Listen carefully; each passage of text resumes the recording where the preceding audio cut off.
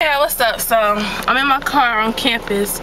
Real quiet on campus today right now. There's another anti-hazing workshop going on, and I go to Florida A&M University, the best HBCU on the planet. Yes, Rattler Pride. My school, I love it. I love it. I love it. I love it. I wouldn't change my decision for the world, but there are some issues that I just probably will never understand, not regarding the university totally, but people in general. So I don't know if you guys are familiar with Robert Champion, which was a fellow Rattler. He was killed with due to complications with hazing during the Orlando Classic November. So it's almost been a year since he's passed, and you know, it's very sad and devastating to hear anything like this, especially with me being a part of an organization my freshman year. It wasn't Greek, so it's not Greek. And it's funny because the band isn't Greek, so you usually think of hazing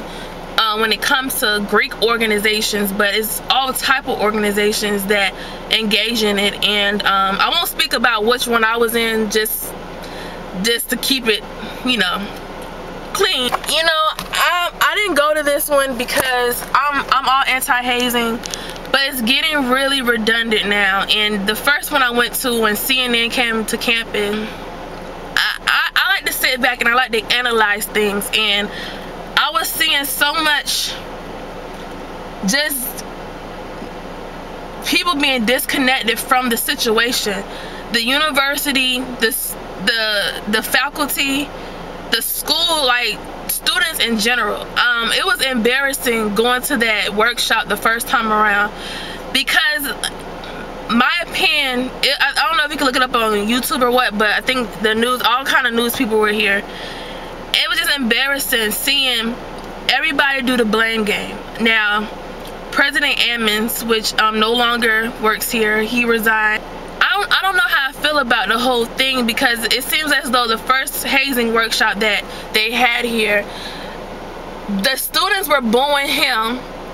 He was basically bashing the people who bashed him, and the band was bashing Ammons for agreeing to fire the band director. And it was all this blame game going on, when in general, I feel like at a university, as him being the president, he should have defended his university, and he should have, I don't know what it was, but I was just upset by the whole thing. And then we as students, you know, I'll say we, as you know, because all of us ain't here. Just because you in college don't mean you got it all up here. And it was just like, these kids up here laughing right now, you know, it's not funny. It's really not funny. And I just couldn't see myself going to another workshop. And I don't know if people forgot that we lost a life because of this situation, or what it was. You know, people were talking, people were just like, oh, get it over with already. Oh, well, I didn't know him. And this is your university.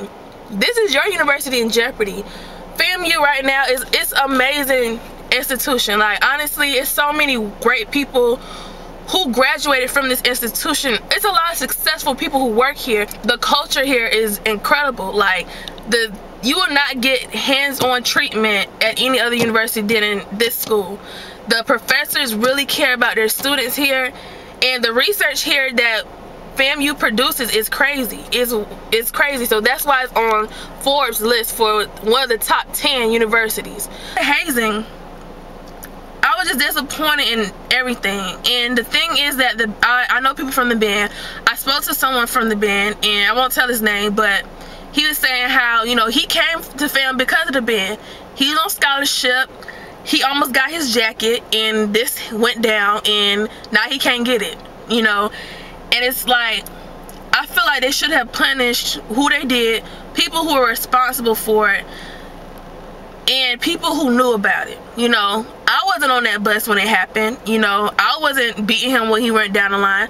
I wasn't there, you know. So everybody's playing this blame game. They're trying to blame the students here. They're trying to blame FAMU. The president blamed the director blamed the president. When they fired the director, allegedly he tried to sue the school back to get his job back.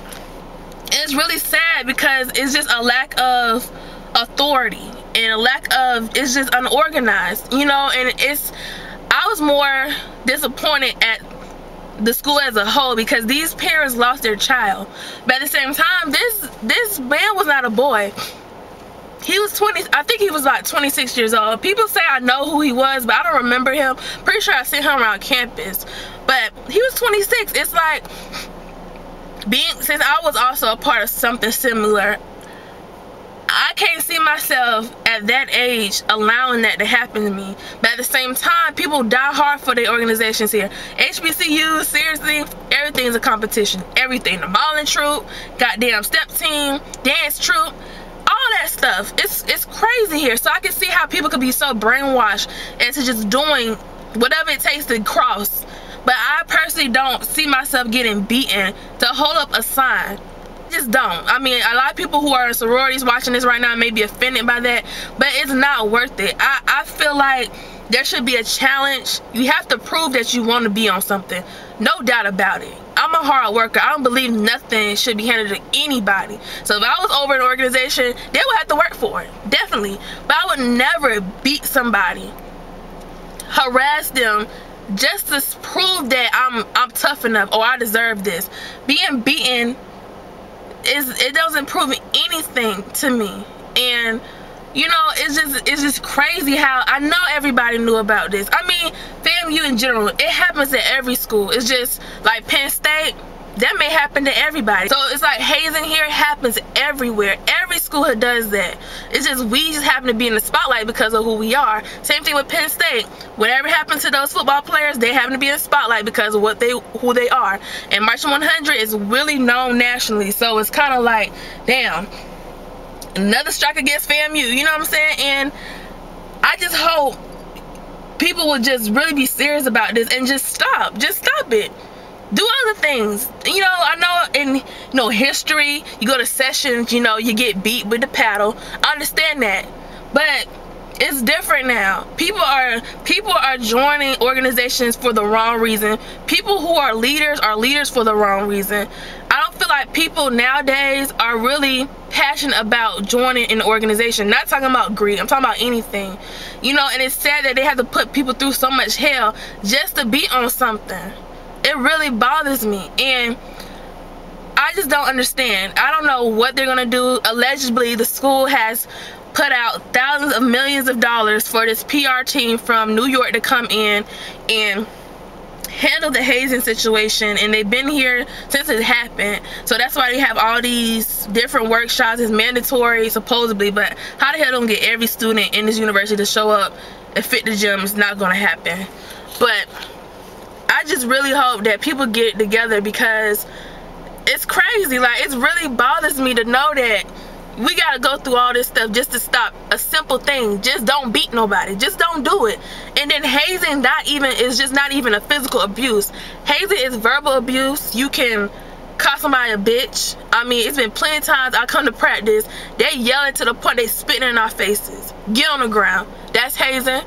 And nowadays, you don't know, since it's so controversial right now, you don't even know who really hazing or not. Recently, allegedly, okay, one of the dance troops here, some of the members were expelled from the university, meaning they can't go to no school in Florida. If they decide to go out of state, they will have to start over as a freshman because their credits would not transfer. It's completely wiped out because they hazed somebody.